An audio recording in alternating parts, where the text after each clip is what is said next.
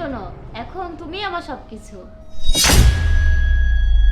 আরে তোমার স্বামীর সামনে তুমি এসব কি বলছো? আরে বাদ দাও তো, ওই পঙ্গু স্বামীকে নিয়ে এখন আমি কি করব? না পারে নিজে চলতে, না পারে আমাকে খুশি করতে। এখন ওর জন্য আমার যত কষ্ট। নামে মাত্র স্বামী, যত তাড়াতাড়ি মরে যায় ততই আমার ভালো। কিন্তু অপর্ণা, সে তো তোমার স্বামী। তুমি তো তার বাড়িতেই আছো, তার টাকা দিয়েই চলছো, এমনকি আমাকেও তার টাকাই দিচ্ছ। আরে এখন আমার সবকিছুই তো তুমি। ও মরে গেলে আমি তো তোমাকে নিয়ে সংসার করব। ও সবকিছু তো আমি আগেই নিয়ে নিয়েছি। এই বাড়ি আমার, ওর যেখানে যা আছে সব আমি নিয়ে নিয়েছি। বাহ, তুমি তো খুব অ্যাডভান্স অপর্ণা। স্বামী মরার আগেই স্বামীর সবকিছু নিয়ে নিয়েছো। হ্যাঁ, আমার তো কোনো সন্তান নেই। ও মরে গেলে তো আমি তেমন কিছু পেতাম না। তাই বুদ্ধি করে সবকিছু আমি নিয়ে নিয়েছি। এখনো মরে গেলে তুমি আর আমি বিয়ে করে সুখে সংসার করব। কিন্তু ঘাটের মা তো মরেও না, আমার আর ভালো লাগে না ওর সেবা করতে।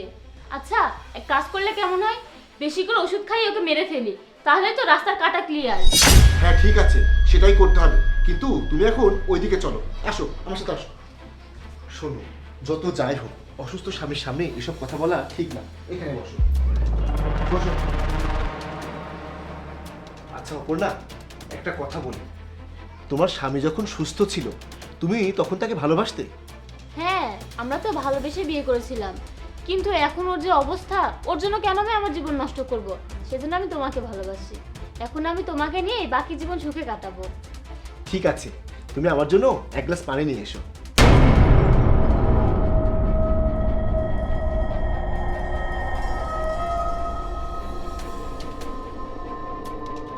হ্যালো। চলো, এই ঘাটের মোড়ে একটা ব্যবস্থা করে আমরা বিয়ে করে ফেলি।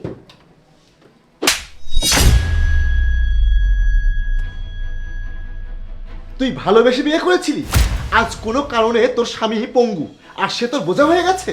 তোর সব ভালোবাসা শেষ হয়ে গেছে। আরে তুই তো তাকে কখনোই ভালোবাসিস না। তুই যদি তাকে সত্যিকারে ভালোবাসতিস, তাহলে সে মরে গেলেও তার স্মৃতি আঁকড়ে ধরে তুই বেঁচে থাকতিস।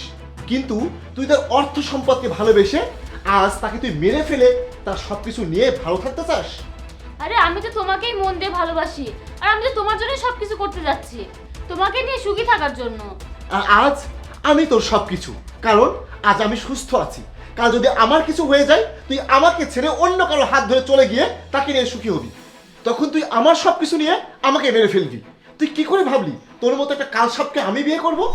আমি ভাবতেও পারছি না তুই এত বড় প্রতারক, এত বড় জঘন্য। শোন, কাউকে ঠকিয়ে নিজে লাভবান হওয়ার চিন্তা করাটা ভুল, আর তুই সেটাই করেছিস।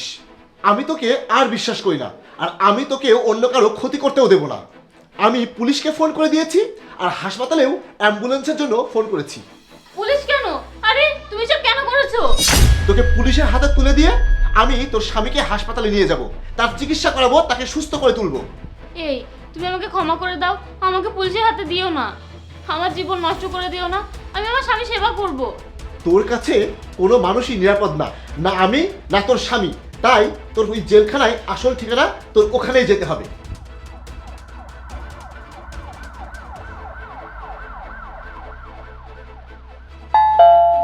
ওই যে চলে এসেছে, যা তোর আসল ঠিকানায় যা। আর তোর সব কথা আমার এই ফোনে রেকর্ড করা আছে, আমি সাক্ষী দেব।